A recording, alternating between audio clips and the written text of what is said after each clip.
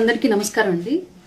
ఒక నాయకుడిలో చిత్తశుద్ధి ఉంటే, చెయ్యాలి అన్నటువంటి తపన ఉంటే, సమాజం పట్ల బాధ్యత ఉంటే, ప్రజలు తనకిచ్చినటువంటి ఆ ప్రజాప్రతినిధి అనేటువంటి పదవి పట్ల గౌరవం ఉంటే, ఎంత పెద్ద పనైనా, ఎంత కష్టతరమైనటువంటి పనైనా, ఎన్నేళ్ల నాటి జాడ్యం పట్టుకుపోయి ఉన్నటువంటి పనైనా సరే, ఒక నాయకుడు ఎంత సమర్థవంతంగా హ్యాండిల్ చేయగలరు, ఎంత హృదయ స్పందనతో ఆలోచించగలరు అనేటువంటి విషయాన్ని మనం గమనిస్తే, దానికి బెస్ట్ ఎగ్జాంపుల్ గా నిన్న పవన్ కళ్యాణ్ గారు చేసినట్టు ఒక పనిని మనం చెప్పుకోవచ్చు.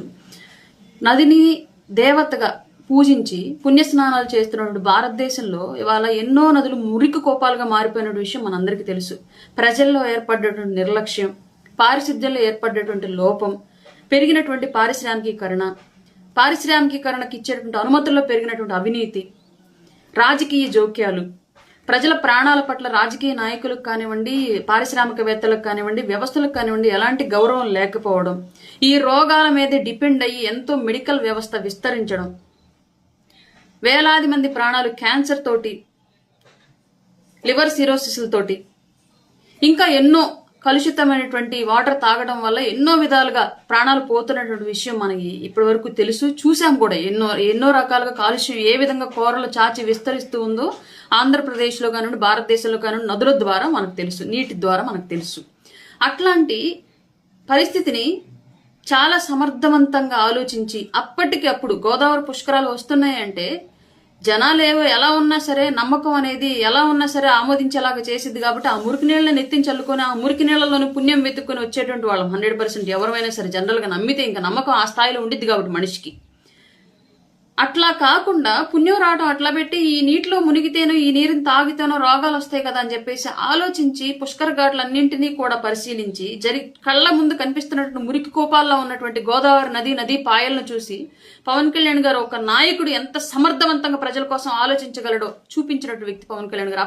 అప్పుడే సమీక్షలు నిర్వహించి సంబంధిత అధికారులతోటి మీటింగ్లు ఏర్పాటు చేసి ఒక టాస్క్ ఫోర్స్ ని తీసుకురావడంతో పాటు ఏదో మాటలతోనే ఆగకుండా జీవోను కూడా తీసుకొచ్చి దాంట్లో కొంతమంది సభ్యులను కూడా యాడ్ చేసి కమిషనర్ల స్థాయి నుంచి, కలెక్టర్ల స్థాయి నుంచి అందరిని ఏర్పాటు చేసి ఇమ్మీడియట్ గా ఒక యుద్ధ ప్రాతిపదికన పుష్కరాలు మొదలయ్యే లోపే మొత్తం నదంతా కూడా పరిశుభ్రంగా తయారవ్వాలి అని చెప్పినటువంటి విధానం నిజంగానే చాలా అంటే చాలా మనసుకు హత్తుకునేలా ఉంది. ఒక నాయకుడు అంటే ఇలా ఉండాలి అని చెప్పేసి రాజకీయ భవిష్యత్ తరాలు ఆలోచించే విధంగా పవన్ కళ్యాణ్ గారి యొక్క పరిపాలన, ఆయన వ్యవహార శైలి ఉందని చెప్పడంలో ఎలాంటి సందేహం అక్కర్లేదు. ఇది ది బెస్ట్ ఎగ్జాంపుల్ అంతే.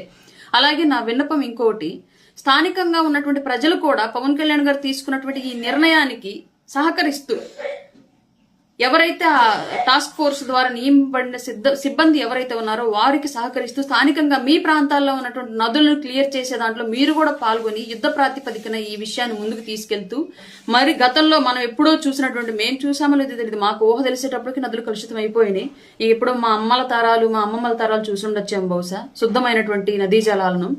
ఇవాళ మళ్ళా ఆ స్థాయిలో నదీ జలాల శుద్ధతకి మనందరం సపోర్ట్ చేయాలి అని, అలాగే మనం కూడా స్వీయ నియంత్రణ, మనం కూడా నదులకి వెళ్లేటప్పుడు కానివ్వండి, నదుల్లో వదిలేటప్పుడు కానివ్వండి, ఏవైనా విషపూరితమైనటువంటి కెమికల్స్ ని విడుదల చేయడం కానివ్వండి, లేదంటే ఏవైనా అపరిశుభ్రమైనటువంటి అంశాలను మనం దానిలో పాటించడం కానివ్వండి, లేదంటే ప్లాస్టిక్ ని ఎక్కువ నదుల ద్వారా వర్షం పడ్డప్పుడు మోర్ ఓవర్ ఎక్కువ మన డ్రైనేజ్ల ద్వారా వాటర్ పొంగేసి ఆ వాటర్ లో ఉన్నటువంటి ప్లాస్టిక్, చెత్త వ్యర్థాలు అన్ని కూడా నదుల్లోని కలుస్తూ ఉంటాయి.